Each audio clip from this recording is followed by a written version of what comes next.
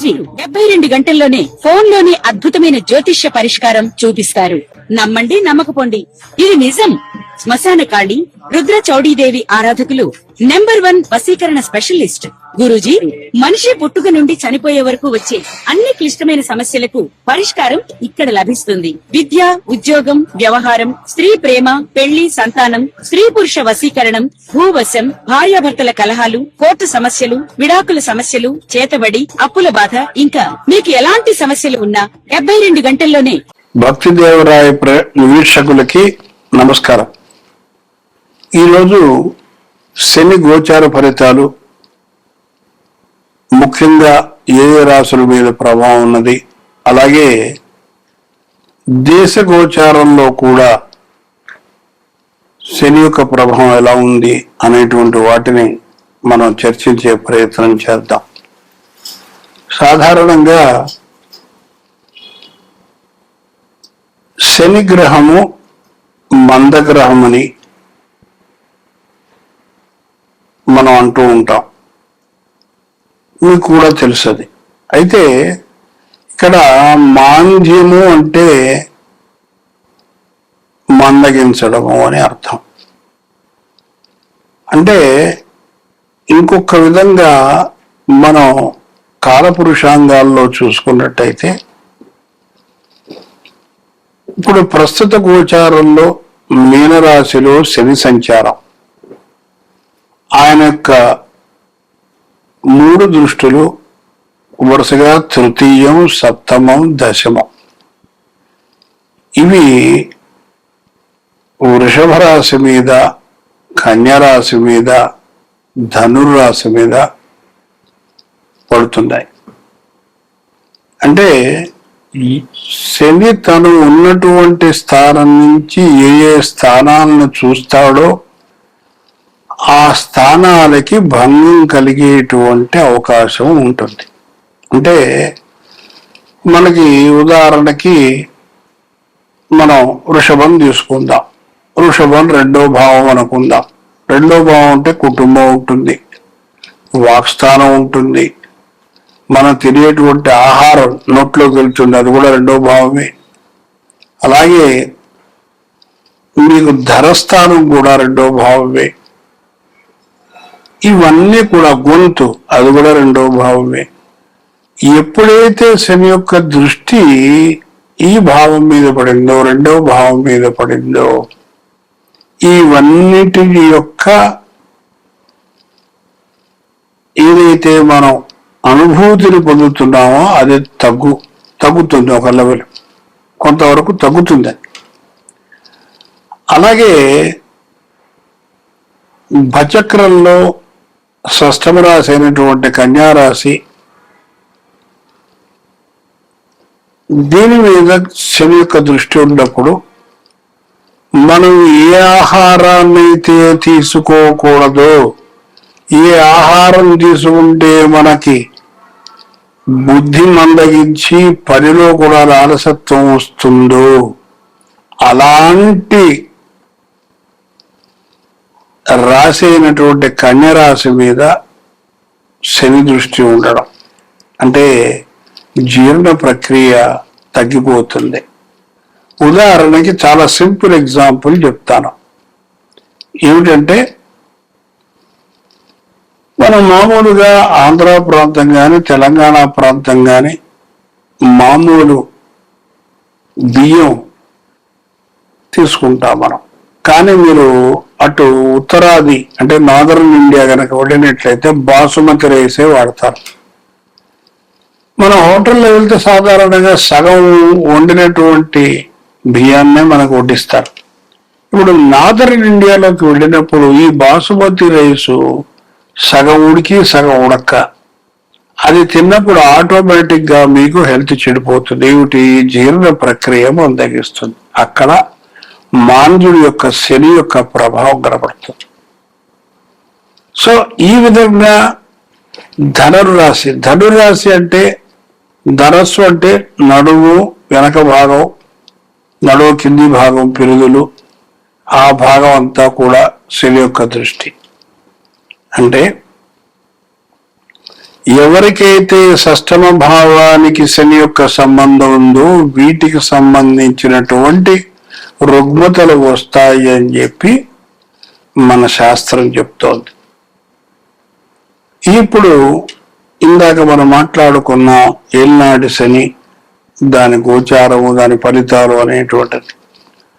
ప్రప్రథమంగా ఈ ఏళ్ళనాటి శని యొక్క ప్రభావంలో ఉన్నటువంటి రాశులు కుంభం, మీనం, మేషం. మొన్న మధ్యనే శని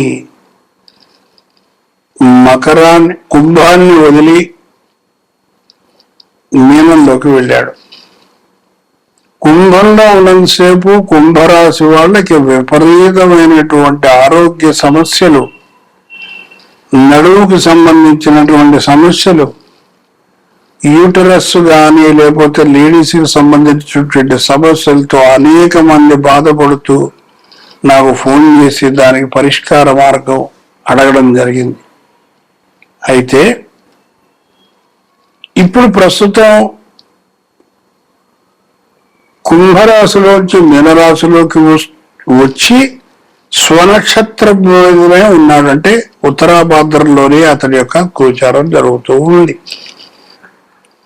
కొద్ది కాలంలో ఆయనకి వక్రగతి వస్తుంది. ఈ వక్రగతి వచ్చినప్పుడు ఈ యొక్క పీడ విపరీతంగా ఉంటుంది. ఇది మీరు గుర్తుపెట్టుకోవాలి. అంటే మనం శని యొక్క పూజలు చేయొద్దని కానీ లేదా గోపురాలకి గుళ్ళకి వెళ్ళొద్దని కానీ నేను చెప్పరు, కానీ ఆరోగ్యం తస్మాత్ జాగ్రత్త. అంటే ఏదైతే ఆహారం తీసుకుంటే మీకు ఇబ్బంది కలుగుతుందో ఆ ఆహారాన్ని మాత్రం మీరు తగ్గించాలి అనేటువంటిది సూచన తప్పనిసరి.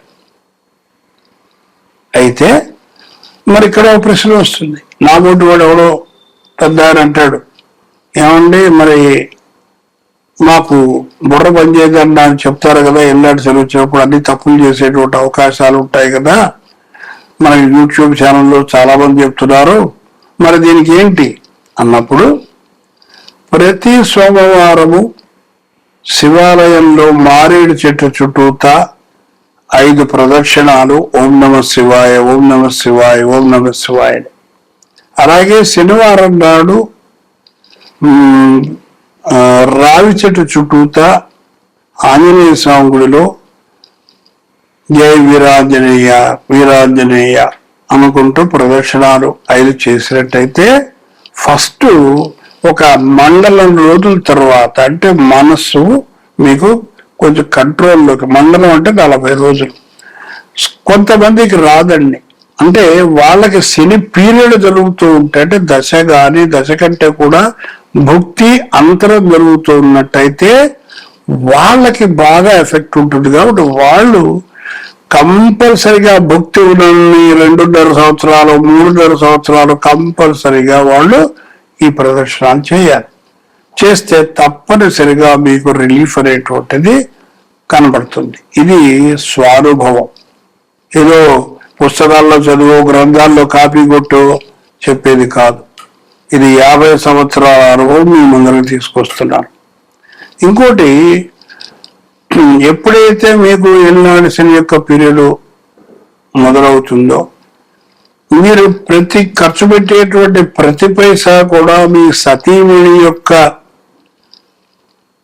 అండర్లోనే, అంటే ఆమె యొక్క కనుసైగలతోటే మీరు వెళ్ళడం మంచిది అని నా యొక్క అభిప్రాయం కూడా. లేకపోతే మీరు పల్టీ కొడతారు, ఉన్న డబ్బులన్నీ ఖాళీ. ఇది తథ్యం. కాబట్టి ఇది మీరు గుర్తుంచుకోవాలి. అలాగే ఆడవాళ్ళకి జరుగుతుంది అనుకోండి, అప్పుడు భర్త చెప్పినటువంటి విధంగా వెళ్ళు వినాలి. అప్పుడు ఇద్దరికీ జరుగుతుంది అనుకుందాం, అప్పుడు పెద్దవాళ్ళ యొక్క సలహా తీసుకుని, ఎవరో సీనియర్ మోస్ట్ ఆచార్యుడు, నా ఓటు వాడు, నన్నే కాదు ఎవరైనా కాదు, వాళ్ళ యొక్క అభిప్రాయం తీసుకుని సలహా తీసుకుని అప్పుడు మీరు ముందరికెళ్తే దీంట్లోంచి బయటపడి చక్కటి జీవనాన్ని మీరు సాగించవచ్చు. ఏళ్ళనాటి శనిగారు భయపడిపోయి అమ్మో అయ్యో అని మొదలు వచ్చి లేనిపోయిన టెన్షన్ తెచ్చుకోవాల్సిన పని లేదుగాక లేదు. అయితే సీనియర్ సిటిజన్స్ కి విషయాలకు వచ్చేసరికి ఏళ్ళనాటి శని పీరియడ్ లో ఒక్కటి మాత్రం గుర్తుపెట్టుకోండి, ఎలాగైనా ఏదో ఒక రోజు మనం ఈ లోకాన్ని వదిలి వెళ్ళిపోక తప్పదు. కానీ ఈ శని ఏం చేస్తాడంటే వైరాగ్యాన్ని కలుగు చేస్తాడు. ఇక భార్య పిల్లలు లేదు, అంతా విద్య, ఇది ఉట్టి నాటకం, వీళ్ళందరూ మనతో ఆడుకుంటున్నారు అనేటువంటి జ్ఞానాన్ని మాత్రం తప్పనిసరిగా శని ఎవరికైతే దశ జరుగుతుందో ఆ పీరియడ్ లో ఎక్కడో అక్కడ మీకు తప్పనిసరిగా ఈ యొక్క అనుభవం అనేటువంటిది మీకు వస్తుంది. ఇంకా ఈ ఏళ్ళనాటి శని పీరియడ్ లో మీకు తెలియకుండా కూడా అనేకమైనటువంటి ఇనిమికల్ యాక్టివిటీస్, అంటే గుప్త శత్రువులు మీతోటే ఉంటారు. మీరు కాఫీ తాగిస్తే తాగుతారు, టిఫిన్లు తింటారు, మీతో పాటు భోజనం చేస్తారు, ఇంటికి వస్తారు, ఇంట్లో కూర్చుంటారు, అన్ని మీతో అవసరమైతే డబ్బు కూడా తీసుకుంటారు అప్పుగా. ఇవన్నీ చేసినప్పటికీ కూడా వీళ్ళు మిమ్మల్ని మర్చిపోతారు. ఇట్లాంటి వాళ్ళతో తస్మాత్ జాగ్రత్త. మీరు ఎట్టి పరిస్థితుల్లో మీరు ఒక్క పైస ఎవరికి ఇవ్వవద్దు, అలాగే ఇంకోరి దగ్గర తీసుకోవద్దు. ఎందుకని అంటే దాదాపుగా రాశి యొక్క 12వ భావం నుంచి 2వ భావం వరకు రావడానికి 7.5 సంవత్సరాలు కాలం పడుతుంది. కాబట్టి 7.5 సంవత్సరాలు మీరు ఇబ్బంది పాలవుతారు. దానికంటే తీసుకోకుండా ఉంటే ఒక 2-3 రోజులు కష్టపడతాం, ఒక 2 రోజులు కష్టపడతాం. కానీ ప్రశాంతత, మనసుకు ప్రశాంతత దొరుకుతుంది, చక్కటి నిద్ర పడుతుంది, హాయిగా ఉంటారు. పిల్లలు, మీ భార్య భర్తలు అందరూ చక్కగా సానుకూలంగా జీవితాన్ని సాగిస్తారు. ఇది ఈ ముఖ్యంగా ఏళ్ళనాటి శని యొక్క ప్రభావం అనేటువంటిది మీకు క్లుప్తంగా చెప్పడం జరిగింది. అలాగే పరిహార కార్యక్రమంలో ఇందాక చెప్పిన దాని తర్వాత మనకి వీలైనంత వరకు ప్రతి సోమవారం ఇంట్లో లేదా గుడిలో వీలును బట్టి మహాన్యాస రుద్రాభిషేకం చేయించుకోవడం ఒక ఎత్తు. అలాగే ప్రతి మాస శివరాత్రికి ఇంట్లో గాని గుడిలో గాని శివ అర్చన అంటే లేదా అభిషేకం చేయించుకోవడం కూడా చాలా ఉత్తమమైనటువంటి పరిహారంగా మనం చెప్పవచ్చు. అలాగే ఆంజనేయ స్వామికి వడమాల వేయడము శనివారం పూట, లేదు తవనపాకు తోమాల సేవ చేయడము, ఇలాగే ఇంకేదైనా ఆయనకి చాలా రకాలైనటువంటి పూజలు ఉన్నాయి, అవి చేసినా కూడా ఉపశమనం తప్పనిసరిగా జరుగుతుంది. నాకు ఈ మధ్య కాలంలో బ్రహ్మాండమైనటువంటి అనుభూతి ఈ హనుమంతుల వారి యొక్క దయ వల్ల చాలా జరిగింది. మా యొక్క మిత్రుడు, చిరకాల మిత్రుడు చాలా అస్వస్థత పొంది హాస్పిటల్లో అడ్మిట్ అయి ఇక కష్టం అనేటువంటి స్టేజ్కి వచ్చినటువంటి వ్యక్తి ఇప్పుడు నార్మల్ గా డిశ్చార్జ్ అయ్యి ఇంట్లో ఉన్నాడు. ఇది నేను సగర్వంగా ఆంజనేయ స్వామి రాముల వారి యొక్క అనుగ్రహము మాత్రమే అని చెప్పగలుగుతాను. రెండోది, ఇక 12 రాశులకి ఈ శుభాశుభ ఫలితాల గురించి మనం చెప్పుకుందాం. తర్వాత తులారాశి. తులారాశికి శని షష్టాష్టక స్థితిలో ఉండడం మూలంగా ఏదో విధమైనటువంటి చిరాకు, రాహుకేతువులు 6వ స్థానం వల్ల ఉండడం మూలంగా కొత్త యోగకాలం, అలాగే గురువు వల్ల ఏ పని చేసినా ఆత్మవిశ్వాసంతో పనిచేయడం, ఇవన్నీ కూడా మీకు ప్లస్ పాయింట్స్ గా మారతాయి. ఏ వృత్తిలో వాళ్ళకైనా సరే సంవత్సరం మీకు బ్రహ్మాండంగా ఉంటుంది. శత్రునాశనం, శత్రువులు నశించిపోతారు. ఎవరైతే ప్రతిరోజు వాళ్ళింట్లో హనుమాన్ చాలీసా ఒకే సిట్టింగ్ లో ఒకే చోట కూర్చుని 11 సార్లు చదువుతారో శత్రునాశనం. అలాగే వ్యవహార జయం కలుగుతుంది. గతంలో మీరు ఇబ్బంది పడినవన్నీ ఆ జయం అపజయాలు పొందినవి ఇప్పుడు జయం పొందుతారు. అలాగే దశమంలో గురువు యొక్క సంచారం వల్ల గృహాలు అంటే ఇల్లు, ఆర్థిక సంబంధమైనటువంటి ఒడిదుడుకులకి వీటన్నిటికీ కూడా భగవత్ కృప ఉంది. అంటే ఎక్కడి నుంచి ఒకరికి డబ్బు వస్తుందండి. సో ఆటోమేటిక్ మనకి డబ్బు వచ్చిందంటే ఇబ్బంది ఉంది. Enjoy your life. అలాగే పుణ్యక్షేత్రాలని దర్శించడం, వివాహాది శుభకార్యాలలో పాల్గొనడం, ఇవన్నీ కూడా చెప్పుకోదగినటువంటి విషయాలు. వీళ్ళు కూడా మంగళవార శనివార నియమాలు మీరు చూడండి. ఆల్మోస్ట్ ఆల్ 12 రాసులకి కూడా కుజుడికి శనికి లేనండి. ట్రాన్సిట్ లో ఈ సంవత్సరం గొడవ చేసేది వీళ్ళిద్దరే. సో రుద్రాభిషేకం అలాగే మహాశివరాత్రి యొక్క వ్రతము చేర్చుకోవడం అనేటువంటిది చెప్పదగినటువంటి పరిహారం. శుభభూయ.